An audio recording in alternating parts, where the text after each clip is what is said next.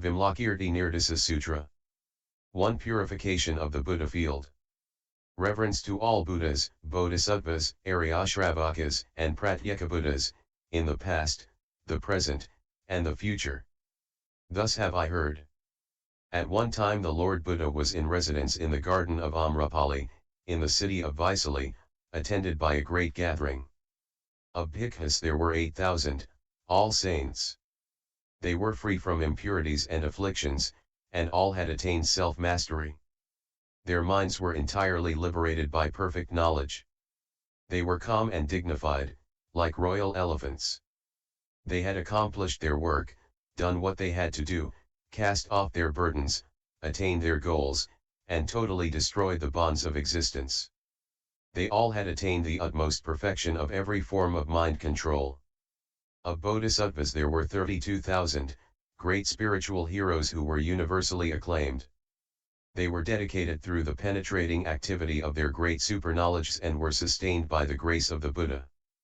Guardians of the city of Dharma, they upheld the true doctrine, and their great teachings resounded like the lion's roar throughout the 10 directions. Without having to be asked, they were the natural spiritual benefactors of all living beings. They maintained unbroken the succession of the 3 jewels, conquering devils and foes and overwhelming all critics. Their mindfulness, intelligence, realization, meditation, incantation, and eloquence all were perfected. They had attained the intuitive tolerance of the ultimate incomprehensibility of all things. They turned the irreversible will of the Dharma. They were stamped with the insignia of signlessness. They were expert in knowing the spiritual faculties of all living beings. They were brave with the confidence that overawes all assemblies. They had gathered the great stores of merit and of wisdom, and their bodies, beautiful without ornaments, were adorned with all the auspicious signs and marks. They were exalted in fame and glory, like the lofty summit of Mount Sumeru. Their high resolve as hard as diamond, unbreakable in their faith in Buddha, Dharma, and Sangha, they showered forth the rain of ambrosia that is released by the light rays of the jewel of the Dharma, which shines everywhere. Their voices were perfect in diction and resonance, and versatile in speaking all languages. They had penetrated the profound principle of relativity and had destroyed the persistence of the instinctual mental habits underlying all convictions concerning finitude and infinitude. They spoke fearlessly, like lions, sounding the thunder of the magnificent teaching. Unequaled, they surpassed all measure. They were the best captains for the voyage of discovery of the treasures of the Dharma, the stores of merit and wisdom. They were expert in the way of the Dharma, which is straight, peaceful, subtle, gentle, hard to see, and difficult to realize.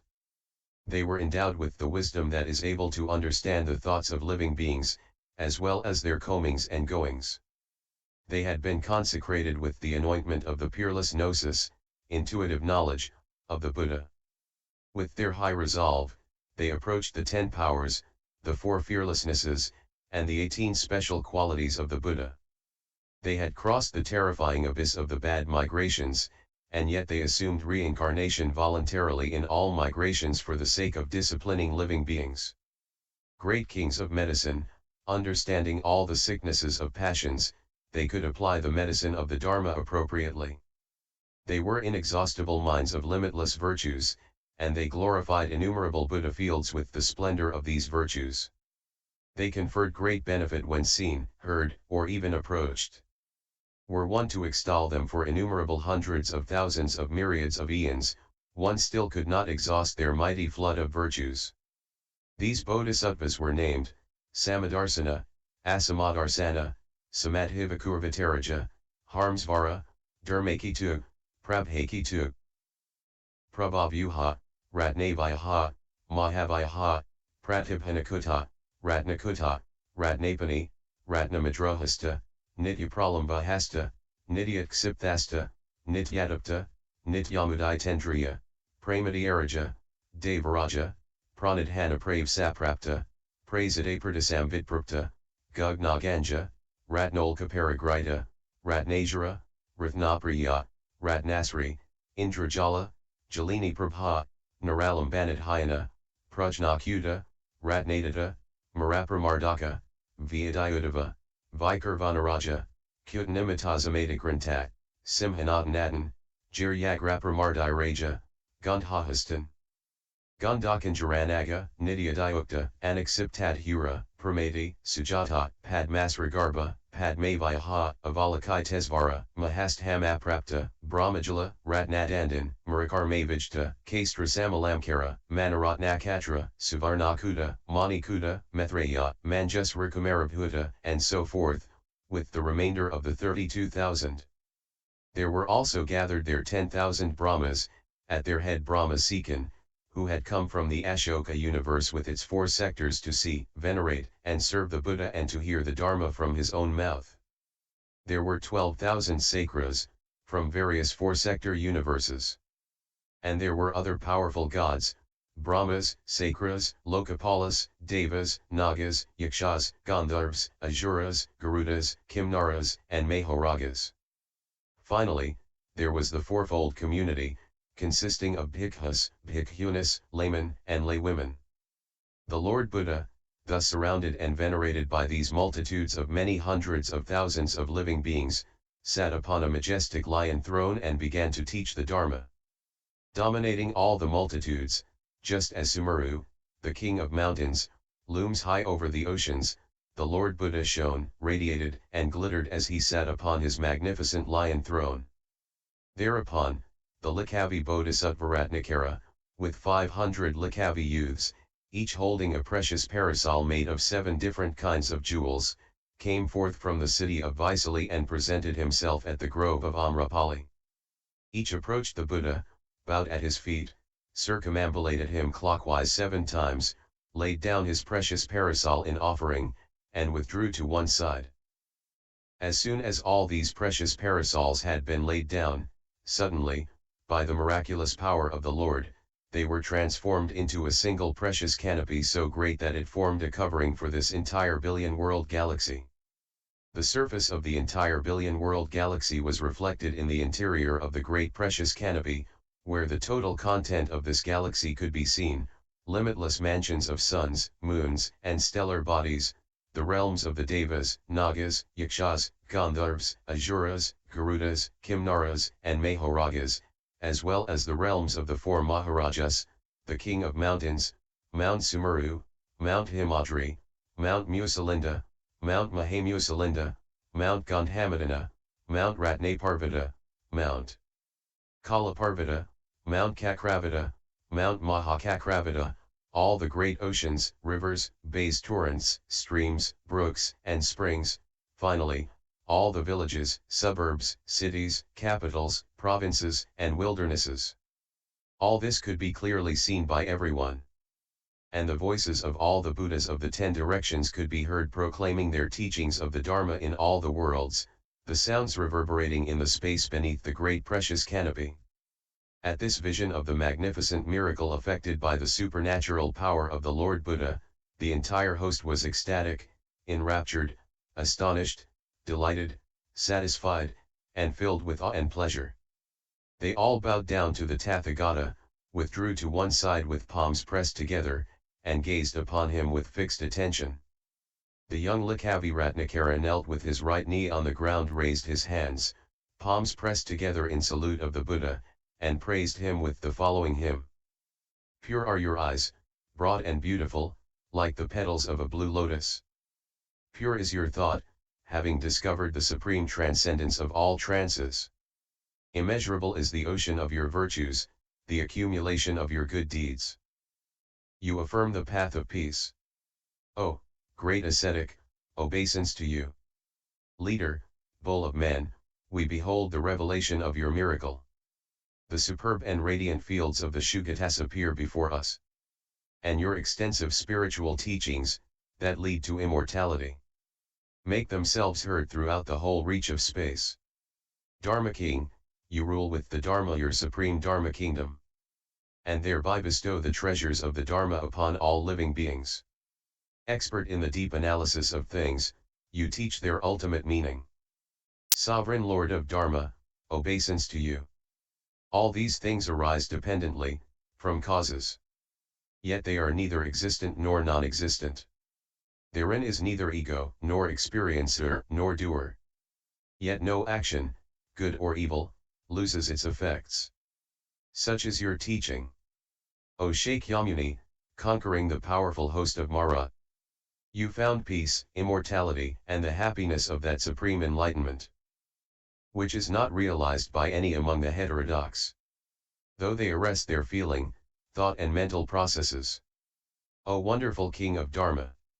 You turn the will of Dharma before men and gods. With its threefold revolution, its manifold aspects, its purity of nature, and its extreme peace. And thereby the three jewels were revealed. Those who are well disciplined by your precious Dharma are free of vain imaginings and always deeply peaceful. Supreme Doctor, you put an end to birth, decay, sickness, and death. Immeasurable ocean of virtue, obeisance to you.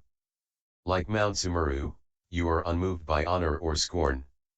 You love moral beings and immoral beings equally. Poised in equanimity, your mind is like the sky. Who would not honor such a precious jewel of a being? Great sage, in all these multitudes gathered here, who look upon your countenance with hearts sincere in faith, each being beholds the victor, as if just before him. This is a special quality of the Buddha. Although the Lord speaks with but one voice, those present perceive that same voice differently, and each understands in his own language according to his own needs. This is a special quality of the Buddha. From the leader's act of speaking in a single voice, some merely develop an instinct for the teaching, some gain realization. Some find pacification of all their doubts. This is a special quality of the Buddha. Obeisance to you who command the force of leadership and the 10 powers. Obeisance to you who are dauntless, knowing no fear. Obeisance to you, leader of all living beings, who fully manifests the special qualities. Obeisance to you who have cut the bondage of all fetters. Obeisance to you who, having gone beyond, stand on firm ground. Obeisance to you who save the suffering beings. Obeisance to you who do not remain in the migrations. You associate with living beings by frequenting their migrations. Yet your mind is liberated from all migrations. Just as the lotus, born of mud, is not tainted thereby, so the lotus of the Buddha preserves the realization of voidness. You nullify all signs in all things everywhere. You are not subject to any wish for anything at all. The miraculous power of the Buddhas is inconceivable. I bow to you, who stand nowhere, like infinite space.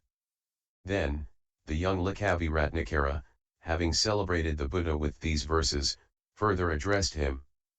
Lord, these 500 young Likavis are truly on their way to unexcelled, perfect enlightenment, and they have asked what is the Bodhisattva's purification of the Buddha field. Please, Lord, explain to them the Bodhisattva's purification of the Buddha field. Upon this request, the Buddha gave his approval to the young Likavi Ratnakara. Good, good, young man. Your question to the Tathagata about the purification of the Buddha field is indeed good. Therefore, young man, listen well and remember. I will explain to you the purification of the Buddha field of the Bodhisattvas. Very good, Lord, replied Ratnakara and the 500 young Likavis, and they set themselves to listen. The Buddha said, Noble sons, a Buddha field of Bodhisattvas is a field of living beings. Why so? A Bodhisattva embraces a Buddha field to the same extent that he causes the development of living beings. He embraces a Buddha field to the same extent that living beings become disciplined.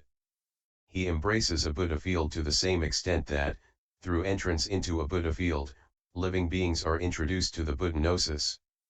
He embraces a Buddha field to the same extent that, through entrance into that Buddha field, living beings increase their holy spiritual faculties. Why so? Noble son, a Buddha field of Bodhisattvas springs from the aims of living beings.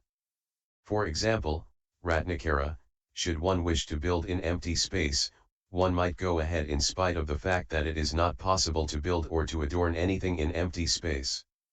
In just the same way, should a Bodhisattva, who knows full well that all things are like empty space, wish to build a Buddha field in order to develop living beings, he might go ahead, in spite of the fact that it is not possible to build or to adorn a Buddha field in empty space.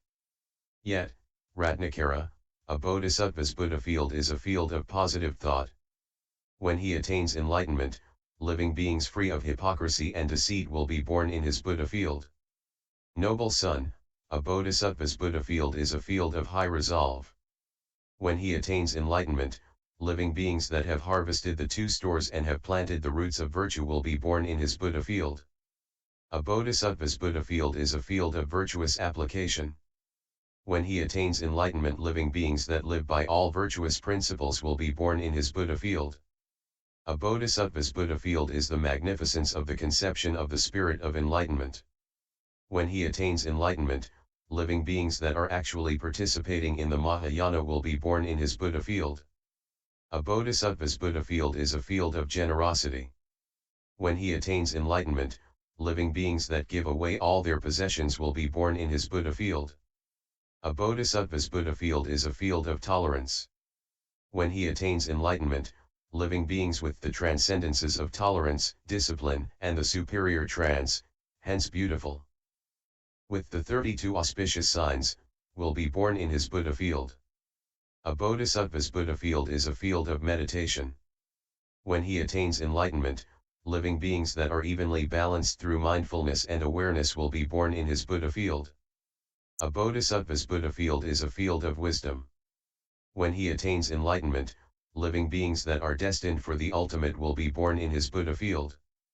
A bodhisattva's Buddha field consists of the four immeasurables. When he attains enlightenment, living beings that live by love, compassion, joy, and impartiality will be born in his Buddha field. A bodhisattva's Buddha field consists of the four means of unification. When he attains enlightenment, living beings that are held together by all the liberations will be born in his Buddha field. A bodhisattva's Buddha field is skill in liberative technique. When he attains enlightenment, living beings skilled in all liberative techniques and activities will be born in his Buddha field. A bodhisattva's Buddha field consists of the 37 aids to enlightenment. Living beings who devote their efforts to the four foci of mindfulness, the four right efforts, the four bases of magical power, the 5 spiritual faculties, the 5 strengths, the 7 factors of enlightenment, and the 8 branches of the holy path will be born in his Buddha field. A bodhisattva's Buddha field is his mind of total dedication. When he attains enlightenment, the ornaments of all virtues will appear in his Buddha field. A bodhisattva's Buddha field is the doctrine that eradicates the 8 adversities. When he attains enlightenment, the 3 bad migrations will cease, and there will be no such thing as the 8 adversities in his Buddha field. A bodhisattva's Buddha field consists of his personal observance of the basic precepts and his restraint in blaming others for their transgressions. When he attains enlightenment, even the word crime will never be mentioned in his Buddha field. A bodhisattva's Buddha field is the purity of the path of the 10 virtues. When he attains enlightenment, living beings who are secure in long life, great in wealth, chaste in conduct, enhanced by true speech, soft-spoken, free of divisive intrigues and adroit in reconciling factions, enlightening in their conversations, free of envy, free of malice, and endowed with perfect views will be born in his Buddha field. Thus, noble son, just as is the bodhisattva's production of the spirit of enlightenment, so is his positive thought. And just as is his positive thought, so is his virtuous application. His virtuous application is tantamount to his high resolve is tantamount to his determination is tantamount to his practice, and his practice is tantamount to his total dedication is tantamount to his liberative technique is tantamount to his development of living beings, and his development of living beings is tantamount to the purity of his Buddha field. The purity of his Buddha field reflects the purity of living beings, the purity of the living beings reflects the purity of his gnosis, the purity of his gnosis reflects the purity of his doctrine, the purity of his doctrine reflects the purity of his transcendental practice, and the purity of his transcendental practice reflects the purity of his own mind. Thereupon, Magically influenced by the Buddha, the Venerable Shariputra had this thought: if the Buddha field is pure only to the extent that the mind of the Bodhisattva is pure, then, when Shakyamuni Buddha was engaged in the career of the Bodhisattva, his mind must have been impure. Otherwise, how could this Buddha field appear to be so impure? The Buddha, knowing telepathically the thought of Venerable Shariputra, said to him, "What do you think, Shariputra? Is it because the sun and moon are impure that those blind from birth do not see them?" Shariputra replied, "No, Lord. It is not so. The fault lies with those blind from birth, and not with the sun and moon." The Buddha declared, "In the same way, Shariputra, the fact that some living beings do not behold the splendid display of virtues of the Buddha field of the Tathagata is due to their own ignorance. It is not the fault of the Tathagata. Shariputra, the Buddha field of the Tathagata is pure, but you do not see it." Then the Brahmasikan said to the Venerable Shariputra, "Reverend Shariputra, do not say that the Buddha field of the Tathagata is impure. Reverend Shariputra, the Buddha field of the Tathagata is pure. I see the splendid expanse of the Buddha field of the Lord Shakyamuni as equal to the splendor of, for example, the abodes of the highest deities." Then the Venerable Shariputra said to the Brahmasikan, "As for me, O Brahma, I see this great earth, with its highs and lows, its thorns, its precipices, its peaks, and its abysses, as if it were entirely filled with ordure." Brahmasikan replied, "The fact that you see such a Buddha field as this as if it were so impure, Reverend Shariputra, is a sure sign that there are highs and lows in your mind and that your positive thought in regard to the Buddha gnosis is not pure either. Reverend Shariputra, those whose minds are impartial toward all living beings and whose positive thoughts toward the Buddha gnosis are pure see this Buddha field as perfectly pure."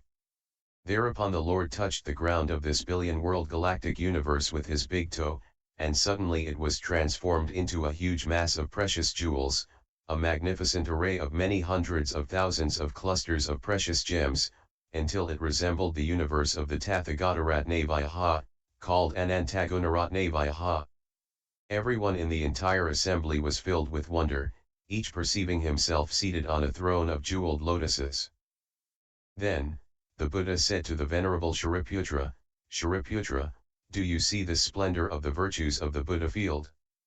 Shariputra replied, "I see it, Lord. Here before me is a display of splendor such as I never before heard of or beheld." The Buddha said, "Shariputra, this Buddha field is always thus pure, but the Tathagata makes it appear to be spoiled by many faults, in order to bring about the maturity of the inferior living beings. For example, Shariputra, the gods of the Trayastrimsa heaven all take their food from a single precious vessel, yet the nectar, which nourishes each one, differs according to the differences of the merits each has accumulated. Just so, Shariputra, living beings born in the same Buddha field see the splendor of the virtues of the Buddha fields of the Buddhas according to their own degrees of purity. When this splendor of the beauty of the virtues of the Buddha field shone forth, 84,000 beings conceived the spirit of unexcelled perfect enlightenment, and the 500 Likavi youths who had accompanied the young Likavi Ratnakara all attained the conformative tolerance of ultimate birthlessness. Then, the Lord withdrew his miraculous power and at once the Buddha field was restored to its usual appearance. Then, both men and gods who subscribed to the disciple vehicle thought, "Alas! All constructed things are impermanent." Thereby, 32,000 living beings purified their immaculate, undistorted dharma in regard to all things. The 8,000 Bhikkhus were liberated from their mental defilements, attaining the state of non-grasping. And the 84,000 living beings that were devoted to the grandeur of the Buddha field, having understood that all things are by nature but magical creations, all conceived in their own minds the spirit of unexcelled, totally perfect enlightenment.